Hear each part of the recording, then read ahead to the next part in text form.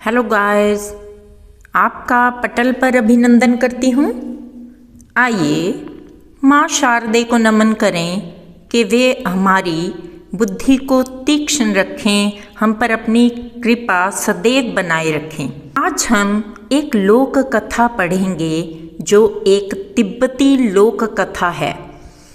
इस कहानी में तिब्बती राजा के मंत्री लोनपो गार का अपने बेटे के भविष्य के प्रति चिंताओं को स्पष्ट दिखाया गया है।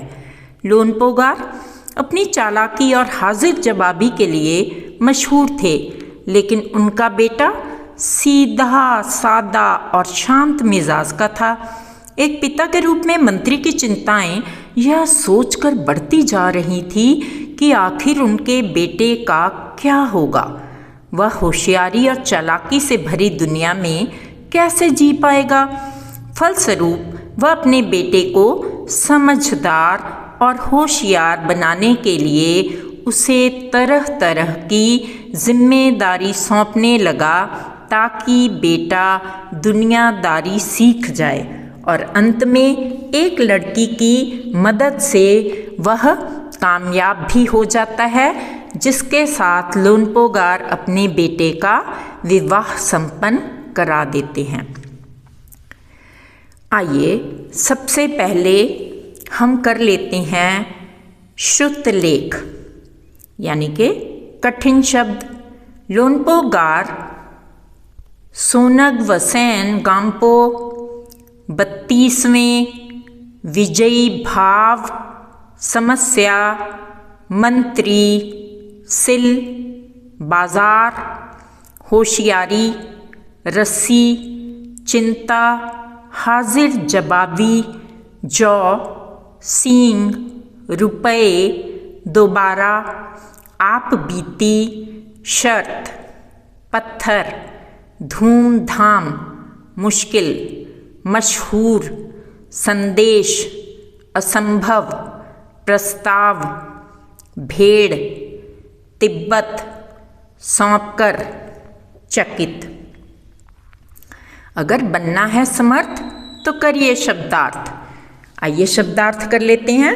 हाजिर जवाबी तुरंत जवाब देना, मशहूर प्रसिद्ध, चैन आराम, रवाना करना भेजना, समस्या मुश्किल परेशानी, हल समाधान, आप बीती खुद पर बीती या खुद पर गुजरी, सौंप कर देकर हवाले करके, विजयी भाव जीत की भावना, सिल पत्थर चालाकी धरी रहना चाल ना चलना, प्रस्ताव पेशकश धूमधाम पूरे जोश से, चिंता परेशानी, होशियारी चालाकी, यकीन भरोसा, हवाले सौंपते, संदेश सूचना, चकित हैरान, धरी रखी बेकार, प्रथा रीति रिवाज।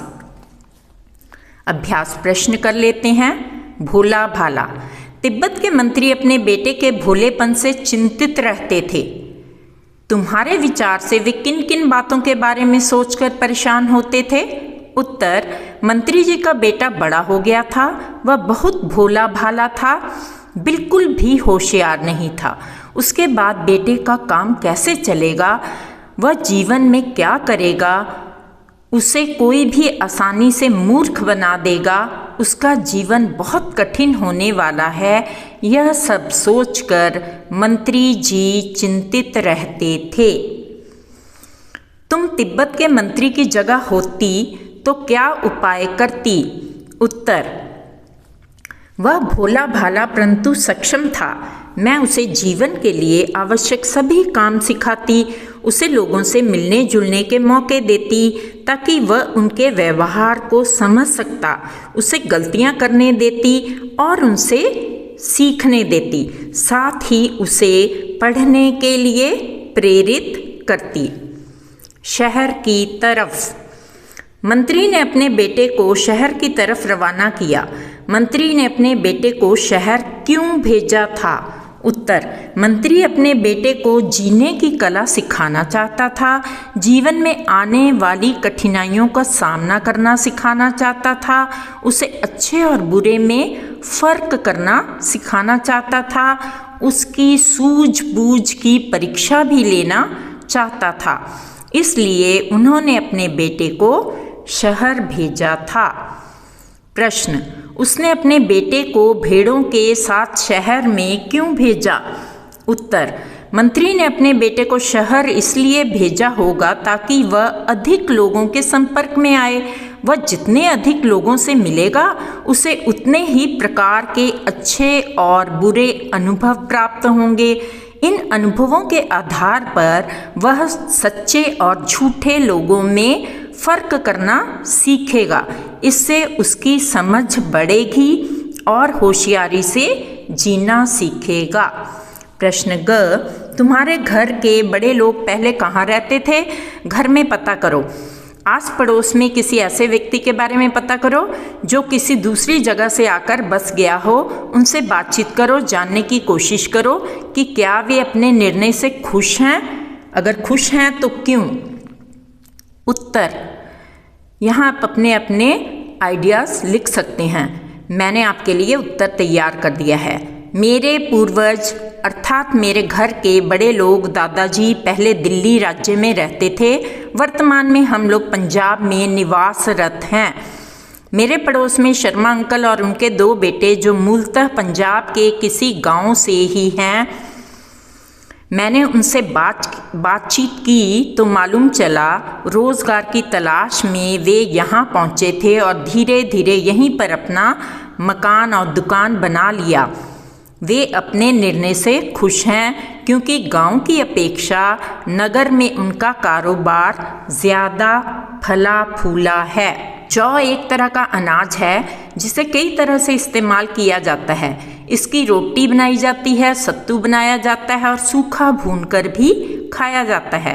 अपने घर में और स्कूल में बातचीत करके कुछ और अनाजों के नाम पता करो। उत्तर, गेहूँ, रागी, बाजरा, ज्वार, चावल, जई, चना, मक्का, धान, अरहर, मसूर आदि अन्य अनाज हैं। गेहूँ और जौ अनाज होते हैं और ये शब्द संज्ञा हैं। गेहूँ और जौ अलग अलग किस्म के अनाजों के नाम हैं, इसलिए ये दोनों व्यक्तिवाचक संज्ञा है। अनाज क्या है? जातिवाचक संज्ञा है। इसी प्रकार रिमझिम व्यक्तिवाचक संज्ञा है और पाठ्य पुस्तक जातिवाचक संज्ञा है। Many books simple noun and रिमझिम प्रॉपर नाउन। नीचे दी गई संज्ञाओं का वर्गीकरण इन 2 प्रकार की संज्ञाओं में करो। लेह, धातु, शेरवानी, भोजन, तांबा, खिचड़ी, शहर, वेशभूषा। उत्तर, जातिवाचक संज्ञा धातु, भोजन, शहर, वेशभूषा। व्यक्तिवाचक संज्ञा लेह, शेरवानी, तांबा, खिचड़ी, यानी कि धातु तांबा हो गई, भोजन खिचड़ी हो गया, शहर लेह हो गया, वेशभूषा शेरवानी हो गई। ऊपर लिखी हर जातिवाचक संज्ञा के लिए 3 व्यक्तिवाचक संज्ञाएं खुद सोचकर लिखो। धातु लोहा, चांदी, सोना, ये इसकी व्यक्तिवाचक संज्ञाएं हो गई। भोजन की दाल, भात, रोटी व्यक्तिवाचक संज्ञाएं हो गई। शहर की दिल्ली, लुधियाना, पटना व्यक्तिवाचक। वेशभूषा कोट, पतलून, शलवार या सलवार व्यक्तिवाचक संज्ञाएं हो गई। तुम शेर, मैं सवा शेर। मंत्री ने बेटे से कहा, पिछली बार भेड़ों के बाल उतार कर बेचना मुझे ज़रा भी पसंद नहीं आया। क्या मंत्री को सचमुच यह बात पसंद नहीं आई थी? उत्तर का कारण भी बताओ। उत्तर, मुझे लगता है मंत्री समझ गए थे कि जिस लड़की ने यह तरकीब या उपाय उनके बेटे को बताई थी वह अवश्य ही बहुत समझदार और चालाक थी। वह उसकी चतुराई को एक बार और परखना चाहते थे। उसमें वह अपनी बहू देख रहे थे, इसलिए उन्होंने कहा होगा कि उन्हें भेड़ों के बाल उतार कर बेचना पसंद नहीं आया। सींग और जौ। पहली बार में मंत्री के बेटे ने भेड़ों के बाल बेच दिए और दूसरी बार में भेड़ों के सींग बेच डाले। जिन लोगों ने यह चीज़ें खरीदी होंगी उन्होंने भेड़ों के बालों और सींगों से क्या किया होगा? अपनी कल्पना से बताओ। उत्तर, यहाँ बच्चे अपनी अपनी कल्पना से भी लिख सकते हैं। जिन लोगों ने यह चीज़ें खरीदी उन्होंने बालों से ऊनी कंबल, पट्टू, कोट की पट्टी, गुलबंद, गरम टोपी और पहाड़ी सदरी तथा सींग से सजावट का सामान और वाद्य यंत्र बनाए होंगे। बात को कहने के तरीके। नीचे कहानी में कुछ वाक्य दिए गए हैं, इन बातों को तुम और किस तरह से कह सकती हो, यानी कि बदल बदल कर लिखना। बात को कहने के तरीके। नीचे कहानी में कुछ वाक्य दिए गए हैं। चैन से जिंदगी चल रही थी। उत्तर, जिंदगी चैन से चल रही थी जिंदगी चैन से, जिंदगी चल रही थी चैन से। ख, होशियारी उसे छूकर भी नहीं गई थी। उसे होशियारी छूकर भी नहीं गई थी। छूकर भी नहीं गई थी होशियारी उसे। होशियारी छूकर भी नहीं गई थी उसे। मैं इसका हल निकाल लेती हूँ। इसका हल मैं निकाल देती हूँ। हल निकाल देती हूँ मैं इसका। निकाल देती हूँ मैं इसका हल। घ, उनकी अपनी चालाकी धरी रह गई। उत्तर, अपनी चालाकी धरी रह गई उनकी। धरी रह गई चालाकी अपनी उनकी। अपनी चालाकी उनकी धरी रह गई। होशियार और चालाक में क्या फ़र्क होता है? किस आधार पर किसी को तुम चालाक या होशियार कह सकती हो? इस प्रकार भोला और बुद्धू के बारे में भी सोचो और कक्षा में चर्चा करो। होशियार और चालाक दोनों ही का अर्थ समझदार और चतुर है, लेकिन होशियार शब्द चीज़ों और घटनाओं को जल्दी समझ लेना और सही गलत का निर्णय करना दर्शाता है, जबकि चालाक शब्द चीज़ों और घटनाओं को अपने फायदे के अनुसार समझना और अपने हित में निर्णय लेना दिखाता है। यह थोड़ा कम अच्छा प्रतीत होता है। भोला और बुद्धू कई बार एक ही अर्थ में प्रयोग कर लिया जाता है, जबकि इनमें फ़र्क है। भोला वह व्यक्ति हो सकता है जो निर्णय सिर्फ अपने फायदे को सोचकर नहीं करता। वैसे तो जीवन में जीने वाला कोई भी जीव बुद्धू नहीं हो सकता, पर फिर भी बुद्धू वह व्यक्ति हो सकता है जो सही और गलत का निर्णय ना कर सके या निर्णय लेने में देर करे। लड़की को तुम समझदार कहोगी या बुद्धिमान, क्यों? उत्तर, लड़की बुद्धिमान थी। उसके निर्णय तर्क के अनुसार थे। उसने हर समस्या का समाधान लोनपोगार की शर्तों के अनुसार तुरंत ही कर लिया था। समस्या देने वाले को भी सोचने पर विवश कर दिया था। इसमें उसकी समझदारी भी दिखाई देती है। नाम दो। कहानी में लोनपोगार के बेटे और बेटी को कोई नाम नहीं दिया गया है। नीचे तिब्बत के बच्चों के नामकरण के बारे में बताया गया है। यह परिचय पढ़ो। मनपसंद नाम छोड़कर छांटकर बेटे और लड़की को कोई नाम दो। उत्तर, लोनपोगार के बेटे का नाम फूदोरजे तथा लड़की का नाम डावा रखूंगी या रखूंगा।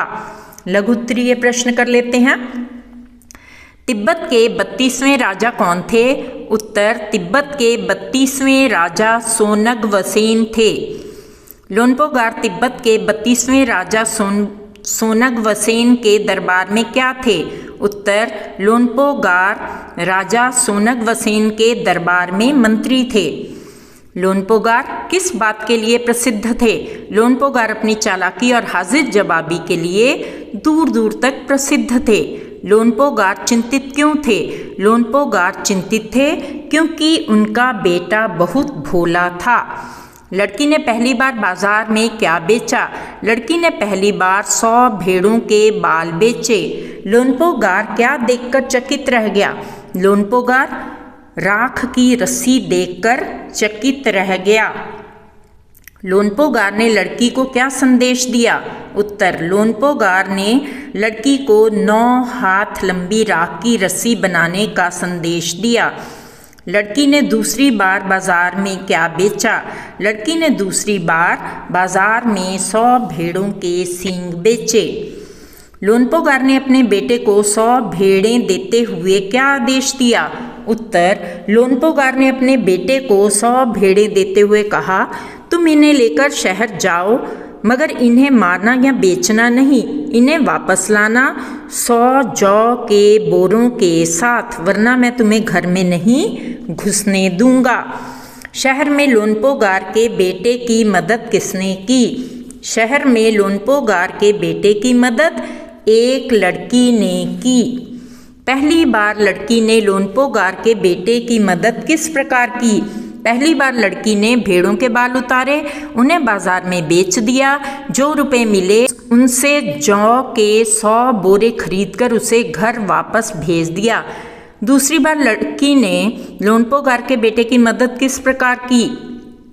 दूसरी बार लड़की ने भेड़ों के सींग काटकर बाजार में बेच दिए, जो रुपए मिले उनसे 100 बोरी जौ खरीदकर उसे घर वापस भेज दिया। दूसरी बार भेड़ें और जौ के बोरे लेने के बाद पिता ने बेटे को क्या करने के लिए कहा? उत्तर, पिता ने कहा कि उस लड़की से कहो कि हमें 9 हाथ लंबी राख की रस्सी बनाकर दे। प्रश्न, लड़की ने राख की रस्सी बनाने के लिए क्या शर्त रखी? उत्तर, लड़की ने राख की रस्सी बनाने के लिए शर्त रखी कि लोनपोगार को वह रस्सी गले में पहननी होगी। प्रश्न, लड़की ने राख की रस्सी कैसे बनाई? उत्तर, लड़की ने 9 हाथ लंबी रस्सी ली, उसे पत्थर के सिल पर रखा और जला दिया। रस्सी जल गई, मगर रस्सी के आकार की राख बच गई। क्या लोनपोगार राख की रस्सी को गले में पहन पाए? उत्तर, लोनपोगार उस रस्सी को गले में नहीं पहन पाए। पहनना तो दूर, उसे उठाना भी कठिन था। प्रश्न, आपको वह लड़की कैसी लगी? उत्तर, हमें वह लड़की बहुत समझदार लगी। क्या लोनपोगार की चिंता दूर हुई? उत्तर, हाँ, लोनपोगार की चिंता अब दूर हो गई थी, क्योंकि उनके बेटे को एक समझदार जीवन साथी मिल चुकी थी। प्रश्न, अगर लोनपोगार के बेटे की शादी उस लड़की से ना होती तो क्या होता? उत्तर, अगर लोनपोगार के बेटे की शादी उस लड़की से ना होती तो हो सकता है उसे कुछ कठिनाइयों का सामना करना पड़ता, लेकिन उस लड़की से शादी ना होने पर भी वह अपना जीवन जीता। बात बात में बन जाए बात बहुविकल्पीय प्रश्नों के साथ। लोनपोगार किस बात के लिए दूर दूर तक मशहूर थे? ऑप्शंस में से चुनके मैंने सही पर निशान लगा दिया है।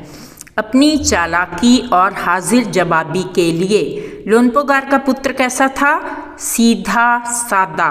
लोनपोगार के बेटे की सहायता किसने की? एक लड़की ने। लोनपोगार क्या देखकर चकित रह गए?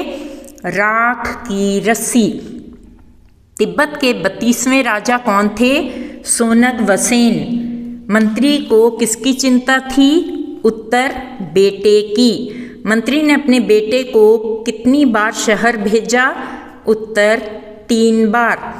मंत्री किससे हार गए? उत्तर, लड़की से। भोला का क्या अर्थ है? सीधा सादा। इस कहानी में आई लड़की को आप क्या कहोगे? उत्तर, बुद्धिमान। संभव का विलोम शब्द है असंभव। तिब्बत का सबसे बड़ा शहर कौन सा है? लहासा। विलोम शब्द लिखें। चैन, बेचैन। पसंद, नापसंद। संभव, असंभव। खुश, नाखुश। उदास, मुश्किल, आसान। पर्यायवाची शब्द लिखें। वक्त, समय, काल। बेटा, सुत, पुत्र, तनय, कहानी, गाथा, कथा, पिता, तात, जनक, बाल, केश, कुंतल। वाक्यों को पूरा करो।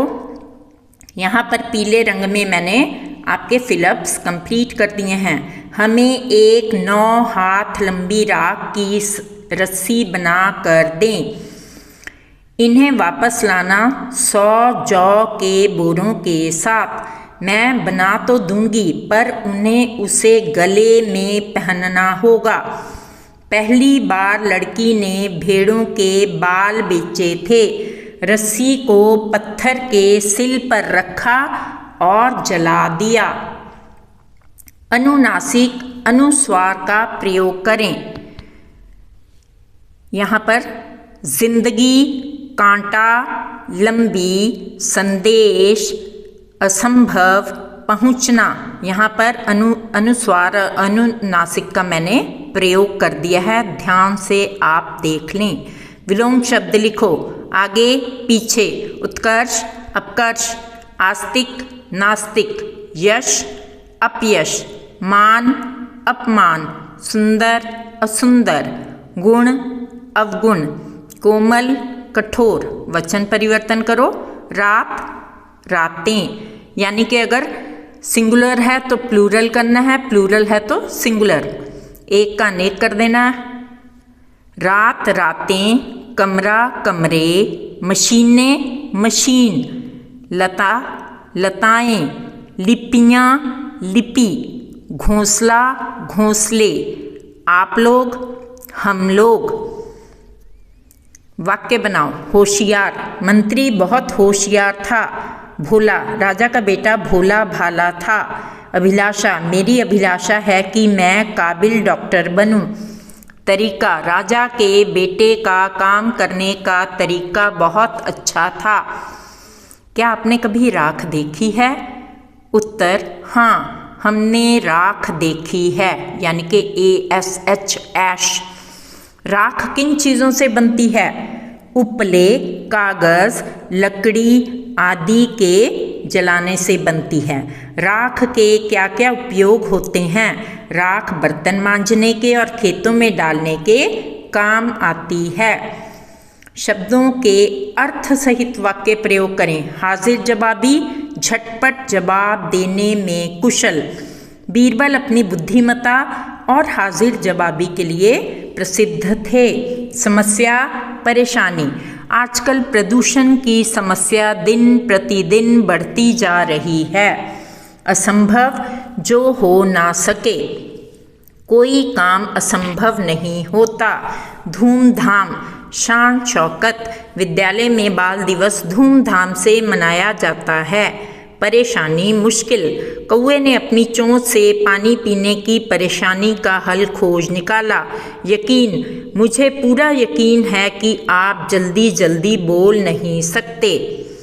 उच्च तार्किक क्षमता के प्रश्न, यानी कि ओपन एंडेड क्वेश्चन, खुले प्रश्न।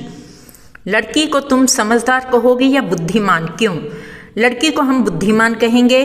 उसने अपनी बुद्धिमानी से ही व्यापारी लड़के को दोनों बार व्यापार के लिए रास्ते सुझाए, क्योंकि पिता ने पुत्र से कहा था कि ना तो भेड़ें मारनी हैं ना बेचनी हैं, और तुम्हें 100 जौ के बोरे लाने हैं। प्रश्न, लड़की की चतुराई से आप प्रभावित हैं? यदि हैं तो क्यों? उत्तर, लड़की की समझदारी से हम प्रभावित हैं, क्योंकि उसने जिस चतुराई से हर समस्या का हल किया, उससे तो कोई भी प्रभावित हो सकता है। लड़की बहुत ही बुद्धिमान और चतुर थी। क्या हमें अपने माता पिता के आदेश का पालन करना चाहिए? क्यों? उत्तर, हमें अपने माता पिता की आज्ञा का पालन करना चाहिए, क्योंकि वे हमें जन्म देते हैं, हमें पालते हैं। हमें पिता से जो ज्ञान मिलता है वह हमें कोई और नहीं दे सकता।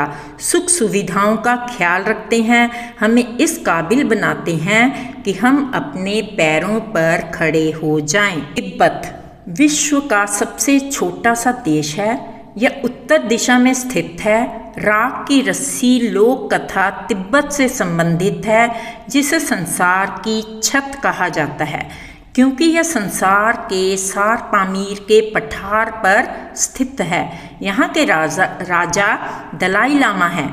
अशोक ने यहाँ पर अपने पुत्र एवं पुत्री को बौद्ध धर्म के प्रचार के लिए भेजा था। यहाँ पर बौद्ध धर्म प्रचलित है। यहाँ पर लकड़ी के बने हुए बहुमंजिला घर होते हैं। प्रश्न, लड़की ने लोन्पोगार की चुनौती का सामना कैसे किया? उत्तर, लोन्पोगार अपने पुत्र की दोनों बार सहायता करने वाली लड़की को परखना चाहता था। इस कारण उसने लड़की को 9 हाथ लंबी राख की रस्सी बनाने की चुनौती दी। लड़की ने चुनौती स्वीकार करते हुए शर्त रखी कि लोन्पोगार वह रस्सी गले में पहनेगा। फिर उसने 9 हाथ लंबी रस्सी को पत्थर के सिल पर जला दिया और रस्सी के आकार की राख की माला लोन्पोगार को पेश की। प्रश्न, लोन्पोगार ने अपने पुत्र का विवाह शर्त जीतने वाली लड़की से क्यों करवाया? उत्तर, लोन्पोगार द्वारा पुत्र को दी गई शर्तों को पूरा करने में दोनों बार लड़की ने सहायता की थी। राख की रस्सी बनाकर लोन्पोगार की रखी शर्त को पूरा किया। लोन्पोगार उसकी बुद्धिमत्ता से प्रभावित हुआ, इसलिए उसने अपने बेटे का विवाह उसके साथ किया, ताकि एक अक्लमंद लड़की का साथ पाकर उसके पुत्र का भविष्य सुरक्षित रहे। If you like our content, Back to School Mrs. Savita Khosla channel, like and subscribe, do share with your friends. I will really appreciate आप और किस चीज़ पर अगली वीडियो देखना चाहते हैं, ये भी कमेंट बॉक्स में अवश्य लिखें।